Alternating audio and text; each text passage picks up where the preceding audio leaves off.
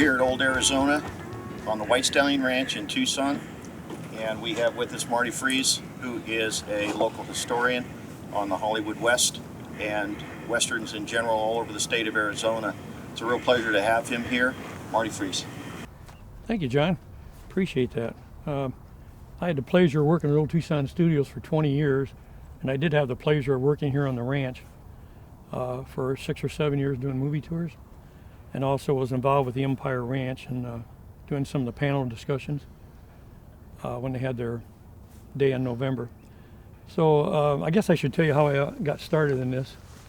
As a young boy, I grew up in Northwest Ohio, and it was a small town, and I was playing outside all the time like every other kid, especially baseball. And that was about what year? That was around early 50s.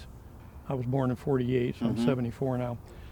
But 2 or 3 times a month they would show double feature Westerns. So that's where I was introduced to all my favorite Western film stars like Audie Murphy and Randolph Scott, and of course John Wayne and Roy Calhoun and George Montgomery. So I loved all those things. But when I was watching those movies, I always noticed the backdrop and the landscapes, and it always kind of caught my interest. And some of the places I recognized, like Monument Valley, but a lot of other places I thought, well, where's those boulders? Where's those rocks? You know, so I always kept that with me. I didn't realize at the time how important that would become in my life later on. And then I finished high school and met a real beautiful girl named Barbara Ely from Pioneer, Ohio. I call her my pioneer woman. And 54 years later, we're still going strong. So that's good.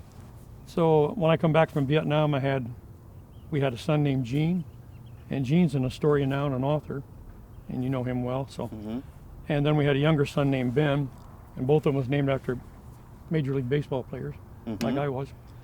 So eventually, I was transferred from the railroad to Fort Wayne, Indiana, and then we came out to Arizona in the early 90s, and we took a 700 or 800 mile drive around northern Arizona, and just fell in love with the state. So I started soaking up all the information I could about Arizona and its history.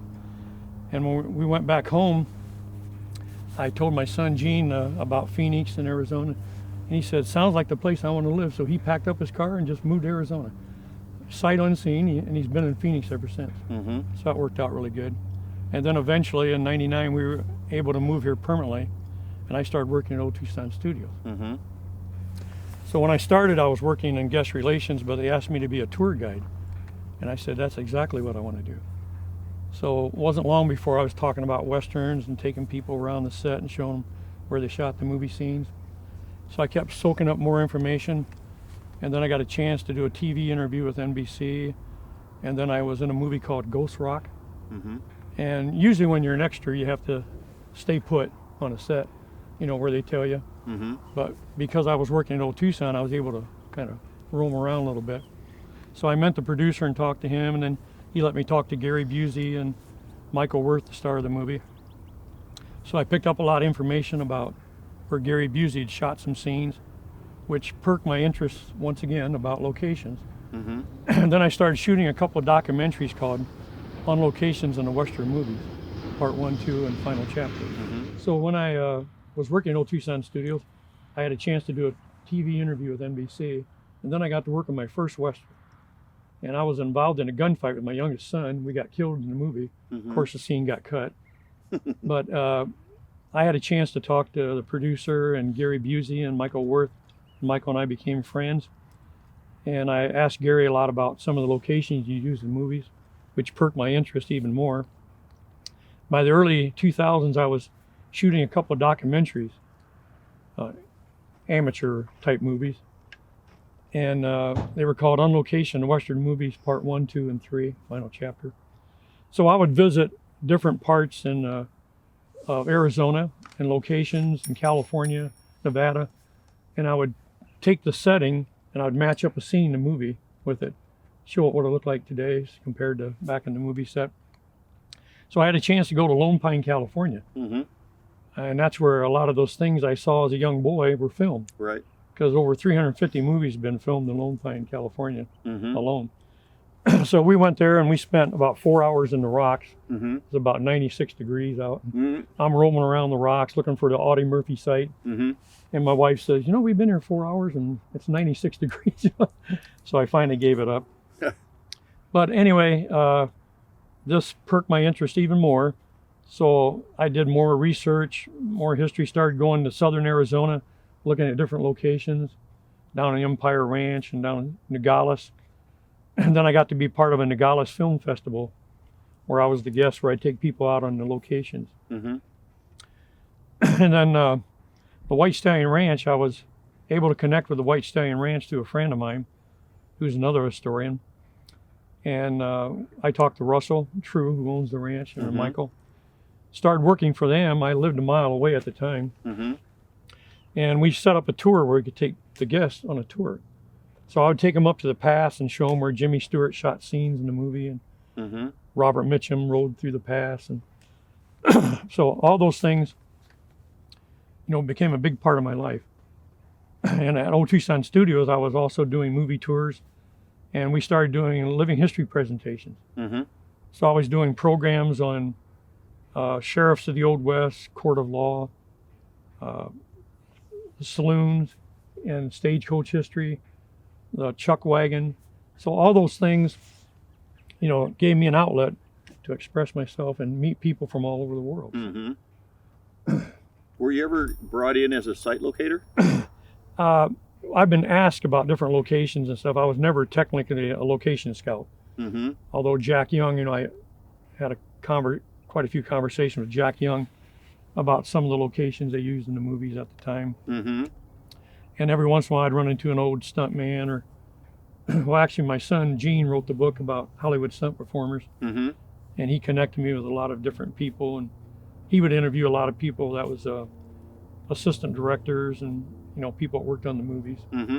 Right. So he got a lot of insight too. So we're always constantly going back and forth about locations, and he's writing a book right now about the film history of Arizona, and it's a really detailed book. Mm-hmm. So he spent a lot of time on it. Mm-hmm. I also ran into a lady in Patagonia whose husband used to go out with a guy from Italy, and they would go out every year and find these locations in Arizona, and they'd match up the scenes with beautiful pictures that they got from the studios. Mm-hmm. His name's Carlo, and he sent me these 2 beautiful books with all the photos in them. So that really helped my research too. Right. For lack of a better understanding of all that. But if this bill can get approved, I think Arizona is going to just be, it's going to take off like a rocket. Well, I hope so. At one time, like 2016, Arizona did $40 million worth of film business. New Mexico did $480 million. Mm-hmm. And then it went up to $550 million. Right. Then it went up over $1 billion. Mm-hmm. That, you can't compete with that. Now Netflix has went back to LA as their headquarters, but you still have all the studios in New Mexico. Mm-hmm. You have Louisiana, which is a big filming state. Right. You have Georgia. Mm-hmm. Tyler Perry basically built a couple sound stages in Atlanta, and all the films that are basically shot in Georgia are controlled by that. Mm-hmm. So if we could get something on some kind of scale to that, I think we could really bring a lot of movies back to Arizona. Mm-hmm. But we need that incentive for sure. So. Right. Yes.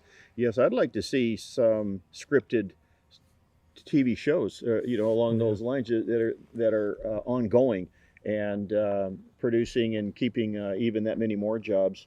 So much of the film industry is considered full-time, but it's a combination of a lot of part-time jobs because the films get going, they get produced, they come to a conclusion, and then the workforce is kind of scatters for a little while until the next one starts. So unfortunately, they're considered part-time help, and it doesn't really get to the books of how much employment is actually really occurring, which is a tremendous amount.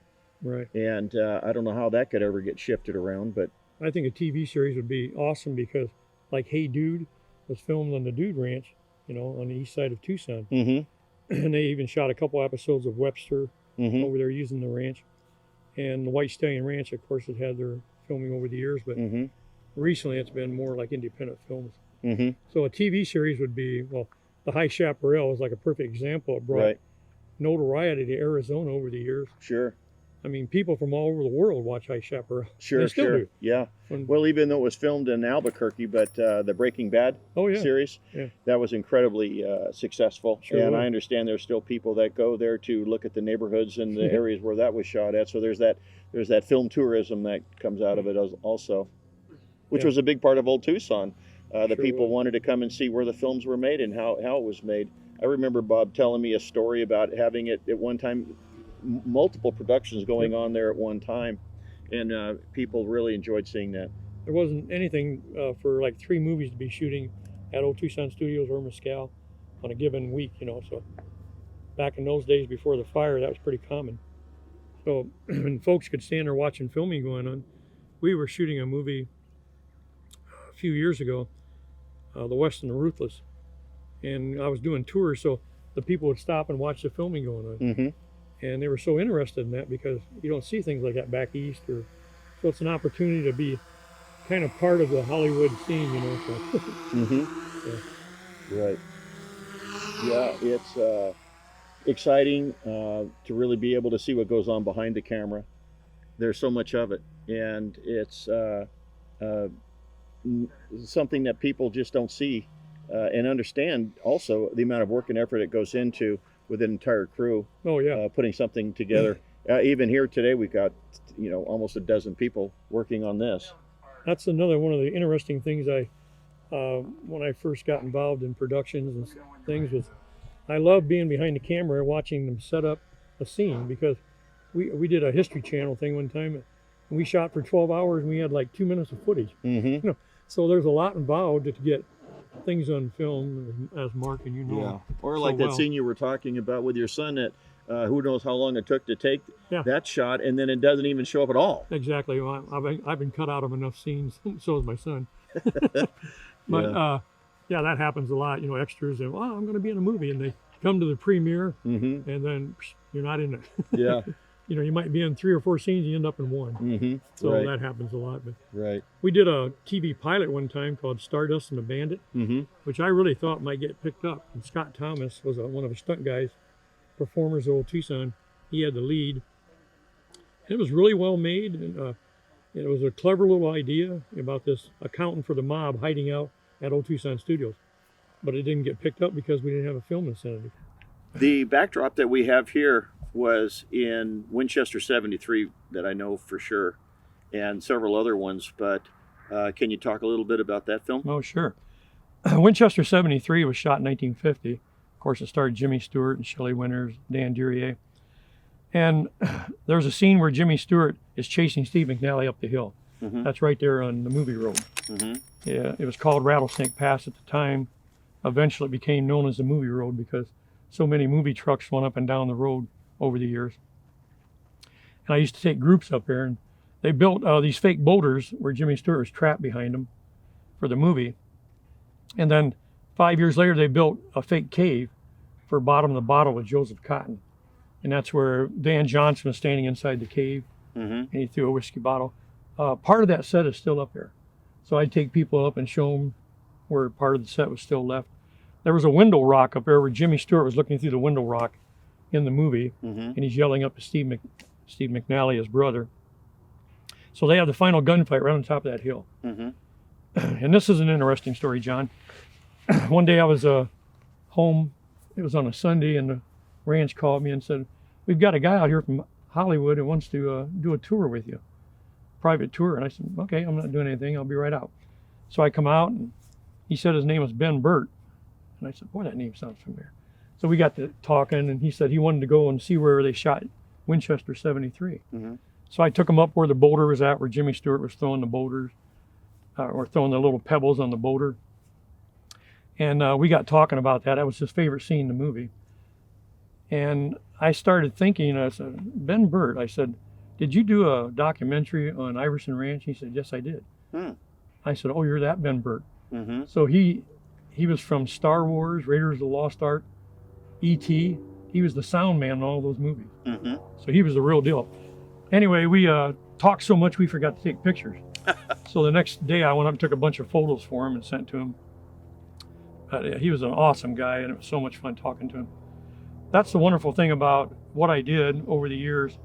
I got to meet so many people, especially people from all over the world that love Westerns. The ranch right here is a perfect example because people would come from England and France and Germany and Canada, and they come back every year because this place is such a terrific place to come to.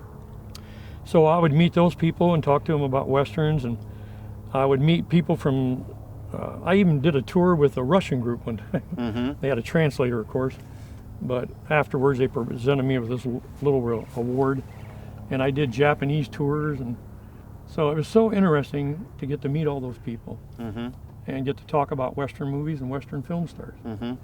I also would do presentations in the evening here at the ranch. Sometimes they would call me and I'd come out and do a little presentation about cowboy heroes or play a few songs, my guitar, cowboy songs. So that was always great too. So I've just felt like I've lived a charmed life these last 20, 25 years. That's terrific. Yeah, doing this. Your experience at Old Tucson, were you there during Bob Shelton's control of it at that time, or was it after? No, it was after. Okay. And Bob and I became good friends.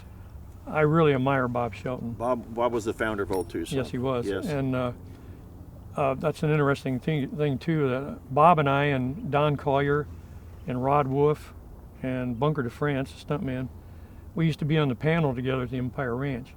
And Bob would usually start it, and then they'd interview all of us. And eventually I would take over and be the MC, but of course Don and I became really good friends over the years, and I did a documentary about his life recently. And I was able to get it to him a few months before he passed away. But the last time I talked to Don was just maybe 2 weeks before he died. But Don had this unique ability to talk to anybody, and it was like they were his friend for life, you know. He just was a really amazing guy. We worked on a documentary together called Remembering John Wayne in 2007 for John Wayne's 100th birthday. So I happened to be the second narrator. Bob Shelton was the narrator, and I was the second narrator. So Don and I got to meet then, and we became friends, started talking, and I'd meet him at film festivals. And so one day I'm doing a tour at Old Tucson Studios. I had this nice group, and we're looking over at the High Chaparral. And I see Don come around the corner with his friend Phil, and I said, Don, come over. So I come over, and he came over, and I'm talking about the High Chaparral, and I said, yep, High Chaparral was one of the best produced television shows in history. And Don goes, no, it was the best. I said, you're right, Don. Anyway, some guy took a photo of us, like 4 or 5 photos. That's my favorite photos. Don and I stand there talking together. Oh, that's great. Pretty cool. But Don was just a terrific guy. He was one of a kind because he started in the business in the late 40s, and up till 2020, he was still working on movies. Yeah, so amazing life. Okay, Marty, we were talking about Arizona, and I'd like to have you explain that in some detail. Okay, the movie Arizona starred William Holden and Jean Arthur, and it's about Phoebe Titus opening up a freight business and a pie shop, and that was when Old Tucson Studios was actually created. But they did a very important scene. The early scene in the movie, the opening scene, was actually shot right up here on the movie road. And that was one of the first big productions. And that was what year again now? That was 1939 and 1940 they shot the opening scene. The movie premiered in 1940. But the Stampede scene was shot right over here, just east of us here. Okay. And that was a big scene in the movie. And then of course they came back to Old Tucson Studios. But Robert Young came here and made a movie called Relentless. George Clooney shot a movie here in 2002 called Confessions of a Dangerous Mind. Robert Mitchum shot Young Billy Young, and the High Chaparral TV series shot 17 episodes here. So there was tons of actors and people coming in and off the property here at the White Stallion Ranch, the beautiful White Stallion Ranch. So it has a long history similar to Old Tucson Studios, because they would come out in the Tucson mountain area and shoot a lot of scenes. Right. Of course, Winchester 73 was the really big movie. Right. Well, talk about Red River also. Now, that wasn't too far from here. Yeah, Red River was mainly down around the Empire Ranch area. They shot in a 35-mile radius. They searched like 5 states, end up shooting the movie in a 35-mile radius. And John Wayne and Montgomery Clift did their fight scene in Elgin, Arizona, which became a very popular place to film. Oklahoma was actually filmed there, the dance scene. and 310 to Yuma actually used Elgin also. Mm-hmm. So that area had a mountain called Biscuit Mountain around Rain Valley Ranch, which was used in a lot of westerns. Mm-hmm. But it just goes to show you again, that area, once you see it on film, it's like a perfect location for western movies. Mm-hmm. So people kept coming back, different film companies would come back. It's like a little story when they shot up in northern Arizona and they made the greatest story ever told. Mm-hmm. This guy, the director, said, "This is the perfect spot, nobody's ever filmed here." And the assistant director said, "You mean like where we put this X mark 50 years ago when we shot this movie?" So Wow. other film companies find out about these things and they come. And Mm-hmm. so anyway, a really long history of filming here. That's on the White fantastic. Stallion Ranch. About what year did westerns and or filming in general in the state of Arizona start to wane? That would have been probably the late 60s, early 70s. A lot of made-for-television movies were still being filmed at Old Tucson Studios. Mm-hmm. But the heyday of the big westerns started kind of dying out Mm-hmm. in that time period. There was cop shows, drama shows, Mm-hmm. comedies. Everything kind of runs in cycles. And the spaghetti westerns kind of, oversaturated the market, I Mhm. think, and kind of killed off the western a little bit. But then people like Tom Selleck, Sam Elliott, Clint Eastwood kept the western alive through the 70s and 80s. And when Dance with Wolves won the Academy Award for Best Movie, the next year, Unforgiven with Clint Eastwood, Mm-hmm. terrific western. So those really brought the western back into the limelight. And there's a Mhm. couple western TV shows on Paradise and a few of those things. But Open Range, I think, is the movie in 2003 that really helped bring the western back. Mm-hmm. And there's been some terrific westerns since then. And of course, all this time period, there's a lot of independent film companies shooting low-budget westerns Mm-hmm. all over the United States, actually. But here in Arizona, it was mostly independent movies, not so many westerns. But I think that's kind of turned around again. Mm-hmm. There's Gammons Gulch, which is, they shot 12 westerns in 12 months, Mm-hmm. which is quite an undertaking. Even if it Mhm. is a short movie, Mm-hmm. that's still a big undertaking, as you know. Mm-hmm. So I think the westerns made a nice little comeback. Mm-hmm. And there was movies like the remake of The Magnificent Seven, Mm-hmm. which was a pretty good remake, not as good as the original, but Mm-hmm. Well, Tombstone was filmed in 1993 in Yes. 4 time frame, and that was a fabulous film. And that was it was shot here in Arizona, some at Old Yes. Tucson, and then out at Mescal. Tom Horn and Monty Walsh, and some of my favorite movies. yeah, there's some dandies. The state of New Mexico started grabbing a lot of the westerns, and my understanding it was that they had the film tax credits there. Yes. And we've got a good shot at bringing those film tax credits back to Arizona now with this Senate Bill 1078. What do you think will happen with the state of Arizona once that bill is passed? I feel confident it will, so I'm going to say it will. I really think it will too, hopefully. And because the last time they tried that, I think it was 2013, it passed the House and Senate, and then Jan Brewer killed the bill.